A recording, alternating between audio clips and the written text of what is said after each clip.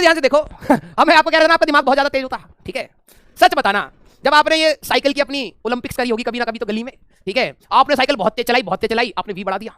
अब आपने देखा एक छोटा सा टर्न था, छोटा सा, तो जब आप मोड़ने लगते तो आपने मोड़ने के लिए जब कोशिश करी तो आपको पता अपने आप पता लग जाता भाई अब फिसलने वाली है साइकिल, हाँ या ना? अरे बोलो यार। स्टैटिक के बारे में मैं बता देता हूँ अभी। पहले ये बताओ, जब आपने बहुत तेज स्पीड करी, ठीक है, फिर अचानक से आपको लगा कि भाई साहब रेस तो जीत गए लेकिन साइकिल में ब्रेक तो है नहीं ठीक है, और आगे टर्न आ रहा है, तो आप जैसे ही बेंड करते हो तो आपको पता लग जाता है कि भाई अब ये फिसलने वाली है। विद इन नैनो सेकंड आपका दिमाग इतना कैलकुलेटिव होता है ना? मैं कह रहा हूं आपको सब पता है you are very talented, right. अगर मैं वी मैक्स की बात करूं तो वो रेडियस पर है। अगर आपकी स्पीड बढ़ेगी ना, कम स्पीड पर आप छोटा टर्न ले सकते हैं। अगर आपकी स्पीड ज्यादा है तो बड़ा रेडियस पे ही आप टर्न ले पाएंगे, अदरवाइज फिसल जाएंगे, ठीक है।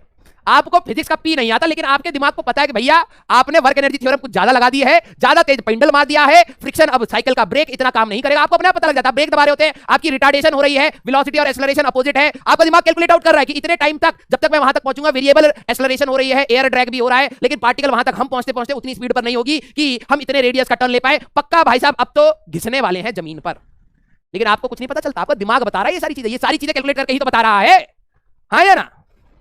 हाँ या ना? आपको क्या याद रहता है? मम्मी घिस गए हैं,